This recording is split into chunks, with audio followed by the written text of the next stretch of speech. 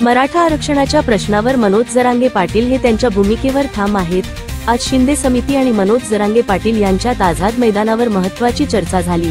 मात्र जरांगे पाटील यांच्या मागण्या मान्य न झाल्याने या चर्चेतून कोणताही तोडगा निघू शकलेला नाही। देशाचे गृहमंत्री अमित शहा हे मुंबई दौऱ्यावर असून त्यांनी लालबागच्या राजाचे सहकुटुंब दर्शन घेतले आहे। यावेळी महाराष्ट्राचे मुख्यमंत्री देवेंद्र फडणवीस आणि उपमुख्यमंत्री एकनाथ शिंदे हे देखील उपस्थित होते। बीडमध्ये गाजलेल्या संतोष देशमुख हत्या प्रकरणात आरोपी वाल्मिक कराड याला मोठा धक्का बसला आहे। वाल्मिक कराडचा जामीन अर्ज बीड सत्र न्यायालयाने फेटाळला आहे। या खुनाच्या प्रकरणामुळे संपूर्ण बीड जिल्ह्यात खळबळ माजली होती। गंभीर स्वरूपाचे आरोप लक्षात घेता आरोपीला जामीन देण्यास न्यायालयाने नकार दिला आहे।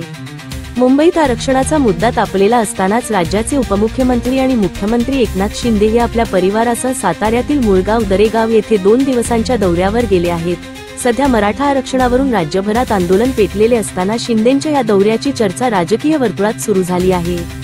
मुंबईत मराठा आरक्षणाचा मुद्दा दिवसेंदिवस तापत असतानाच आता नागपूरमध्ये ओबीसी समाजाने आपली ताकद दाखवायला सुरुवात केली आहे। ओबीसी समाजाच्या वतीने साखळी उपोषणाला सुरुवात करण्यात आली असून आरक्षणाचा प्रश्न निकाली काढण्याची मागणी यावेळी करण्यात येत आहे। मराठा समाजासाठी आरक्षणाच्या हालचाली सुरू असताना ओबीसींनी आपला हक्क अबाधित ठेवण्यासाठी आक्रमक भूमिका घेतली आहे।